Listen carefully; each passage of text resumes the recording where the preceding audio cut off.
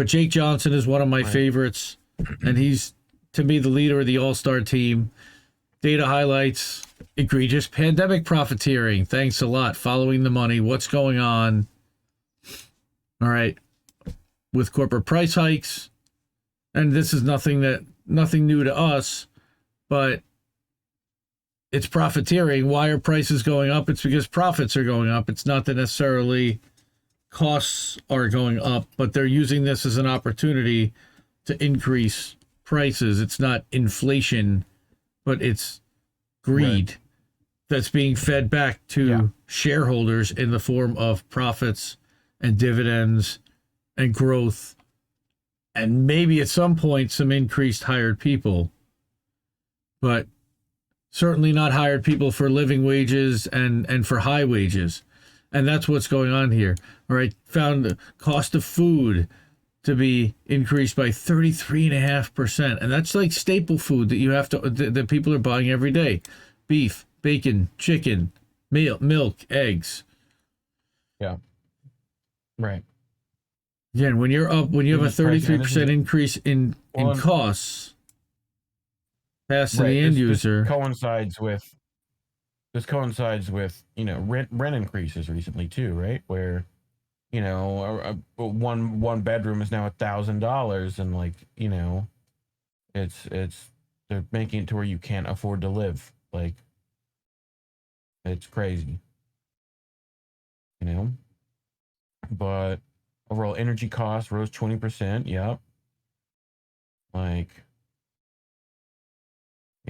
Yeah.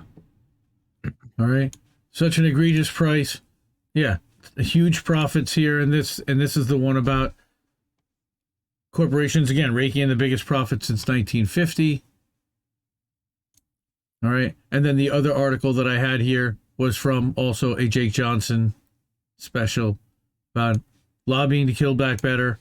Pharma hiking the cost of 866 drugs. Isn't that wonderful? So that was my fourth story. That was actually last Monday. So that was the day after our last show.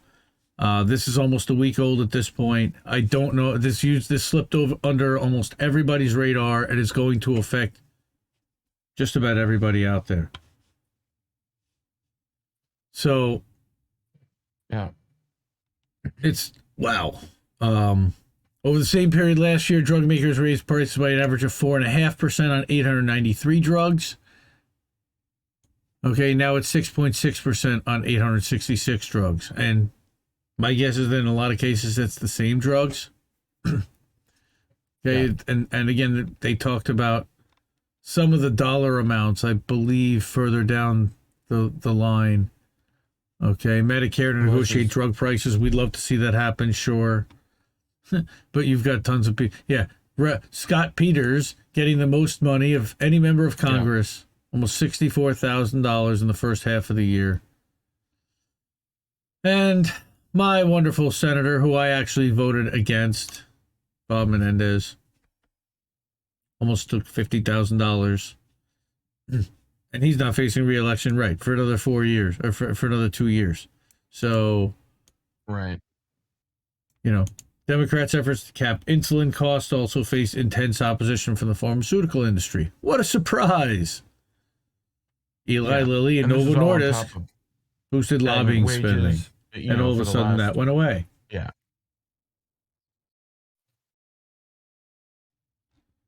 I'm just like, I don't know, how do people not see this? That's what I'm wondering. How are they not seeing it? Well, you know why? Because CNN and MSNBC. This one's just again, and this is Bernie. Bernie's even calling it out. Wow, last week we talked about Bernie, killing union stuff, but this week he's actually talking about prescription drug prices. Now, is it going to get anything done? Oh, who knows?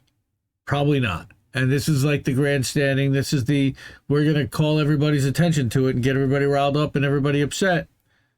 And then in the end, they're just going to end up getting more money from the pharmaceutical industry for their 2022 campaigns.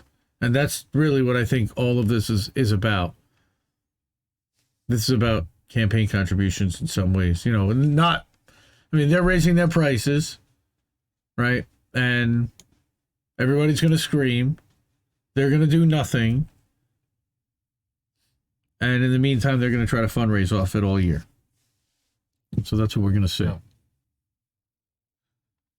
Well, it's going to be constant Republican bad for the next, like that's what we're on. Vote harder, people. Right? Vote harder! Look at all this. And again, this is Democrats that are doing that. Yeah. Thank you, Frank. That's another local congressman toward me. He used to be my local, then I moved, and now he's not anymore. But so